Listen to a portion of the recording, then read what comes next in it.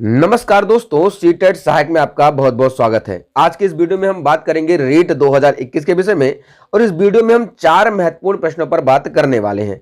ये चारों प्रश्न किसी भी ऐसे व्यक्ति जिसने रीट को क्वालिफाई किया है उसको जानना अति आवश्यक है ताकि वो आगे के प्रोसेस में भाग ले सके और उसके बाद वो नौकरी को प्राप्त कर सके।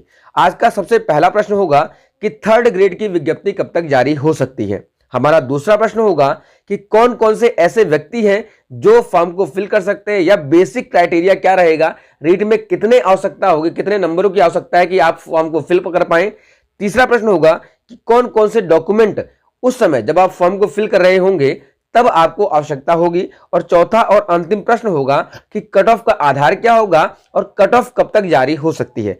इन तमाम प्रश्नों पर सही से विस्तार से बात करूंगा, लेकिन उससे पहले अगर आप हमारे चैनल सीटेट सहायक पर नए हैं तो चैनल को सब्सक्राइब जरूर कर लीजिए, क्योंकि रीट से संबंधित या किसी भी शिक्षक भर्ती से संबंधित आपको यहां पर पूरी की पूरी सटीक जानकारी मिलती है। दूसरी बात, अगर आपको वीडियो पसंद आती है, वीडियो में बिताए गए विचार आपको पसंद आते हैं तो वीडियो को लाइक जरूर करिएगा और अपने दोस्तों के साथ शेयर जरूर करिएगा।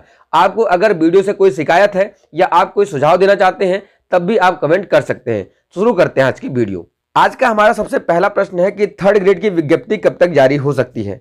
जैसा कि आप सभी जानते हैं कि रीट को कंडक्ट कराने वाली जो एजेंसी है वह आरबीएससी है और आरबीएससी का काम मात्र दो था। पहला तो रीट को कंडक्ट कराना और दूसरी बात उसके जो प्रमाण पत्र या मार्कशीट का वितरण करना। ये दो काम में से पहला काम रीट को कंडक्ट कराना और उसके बाद रिजल्ट जारी करना आरबीएससी ने कर लिया है। साथ ही साथ जो पात्रता परीक्षा की जो सर्टिफिकेट है या मार्कशीट है उसको भी प्रिंटिंग में शुरू हो गई है और हमें लगता है कि 20 से 25 नवंबर तक आपको मैसेजेस आना शुरू हो जाएंगे कि आपको कहां से आपके सर्टिफिकेट प्राप्त करने हैं। तो यह काम शुरू हो चुका है। यह काम आरबीएससी का था, लेकिन जो विज्ञप्ति निकालनी है, जो थर्ड ग्रेड की वैकेंसी की विज्ञप्ति निकालनी है, वह राज्य सरकार और शिक्षा निदेशालय निकालती है।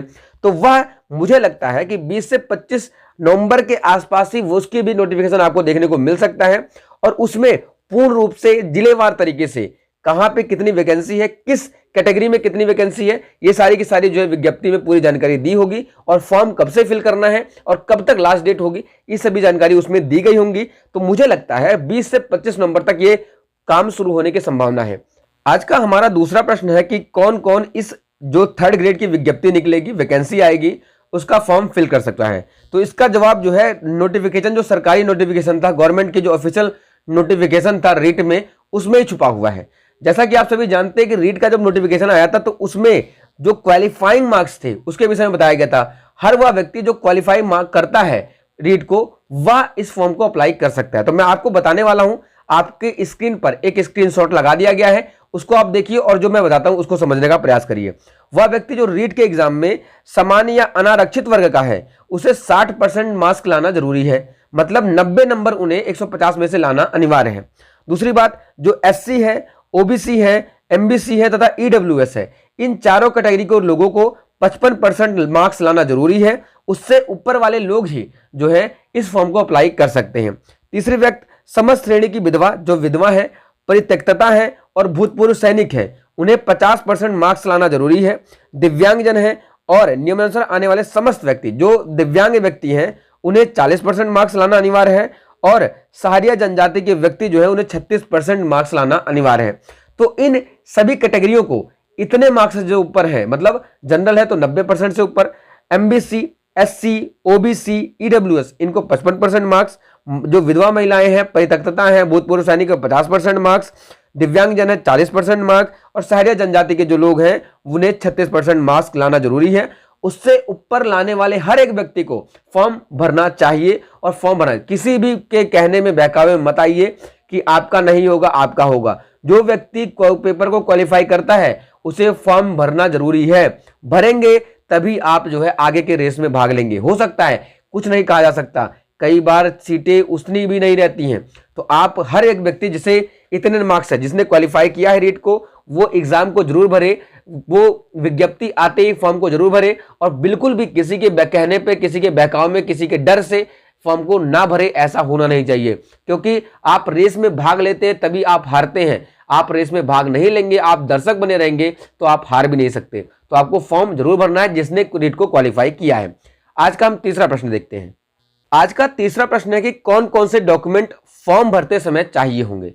जैसा कि आप सभी जानते हैं कि किसी भी फॉर्म को भरने के लिए 10th का जो नाम है, 10th की मार्कशीट में जैसा आपका नाम है, आपके पिता का नाम है, आपकी माता का नाम है, जो आपका डेट ऑफ बर्थ है, वो सभी जानकारियां जो है 10th के मार्क्स के आधार पे होती है। तो 10th की सर्टिफिकेट, 12th की मार्कशीट आपको जरूरत होगी, डीएलएड कर रखा है तो डीएलएड, बीएड कर रखा है तो बीएड, साथ ही साथ आप जो रीट की सर्टिफिकेट मिलेगा आपको या मार्कशीट मिलेगी वो भी आपको लगाना अनिवार्य होगा। और अगर आप राजस्थान के ही हैं और किसी कैटेगरी से संबंधित, जैसे ईडब्ल्यूएस है आपका, या आप ओबीसी हैं, एमबीसी हैं, ठीक है, एससी हैं, एसटी हैं, तो विधवा है, तो ये सभी कैटेगरियों के आपके पास एक प्रमाण पत्र होता है, वो भी आपको लगाना होगा। तो ये सारे डॉक्यूमेंट आप तैयार कर लेंगे।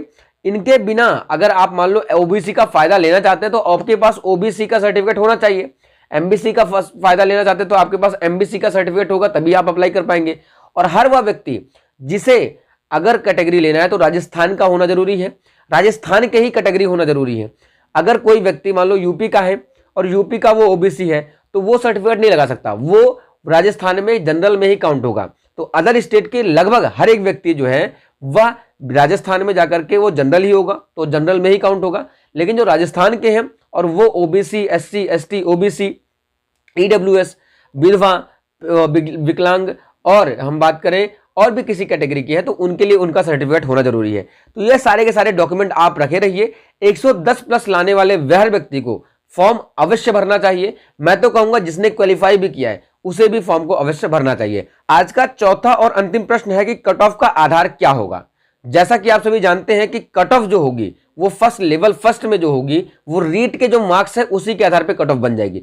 मतलब रीट में जिस व्यक्ति ने ज्यादा मार्क्स लाए हैं उसको नौकरी पहले मिलेगी, जिसने कम लाए हैं उसको बाद में मिलेगी, या ये होगा। तो जिस व्यक्ति ने रीट में जितना ज्यादा नंबर लाए हैं वो उतना ज्यादा सेफ माना जाएगा। लेकिन लेवल 2 में जो है 90 और 10 का रेशो है, मतलब 90% मार्क्स तो जो है रीट में नंबर के आधार पर जुड़ेंगे और 10% मार्क आपके स्नातक या ग्रेजुएशन में जितने मार्क्स हैं उसका 10% आपका जुड़ जाएगा आपके इस रीट के एग्जाम में। और ये दोनों मिलाकर कंबाइन जो है एक मेरिट निकाली जाएगी और मेरिट के आधार पर ही आपका सिलेक्शन हो जाएगा।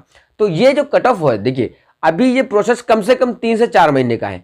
3 से 4 महीने के बाद ही आप सोचिए कि ये कट ऑफ आएगी। तो समय भी बता दे रहा हूं, लगभग इस पूरे के पूरे प्रोसेस में कि विज्ञप्ति आना, फॉर्म फिल करना, फॉर्म फिल करने के बाद मेरिट निकलना और मेरिट निकलने के बाद जो है ज्वाइनिंग होना, तो ये कम से कम मार्कशीट और मेरिट निकलने के लिए भी, कट ऑफ निकलने के लिए कम से कम 3 से 4 महीने का वक्त लगेगा ही। तो आप तसल्ली से इंतजार करिए। अगर आप आगे कोई तैयारी करना चाहते हैं तो उसको तैयारी में लग जाइए। ये फॉर्म जब भी विज्ञप्ति आएगी तो आपको बता दिया जाएगा, विज्ञप्ति में फॉर्म अवश्य अप्लाई करिए। लेकिन रुकिए मत, आपको तैयारी आगे करना ही है। देखिए जो भी आपको मिल गया वो सही है, आगे जो मिलेगा वो उससे सही होगा, तो उसके लिए तैयार करना है आपको। फिर मिलते हैं एक नई वीडियो के साथ, तब तक के लिए जय हिंद, जय भारत। वीडियो आपको कैसे लगी जरूर बताना और वीडियो को लाइक किए हुए और कमेंट किए हुए मत जाना। धन्यवाद।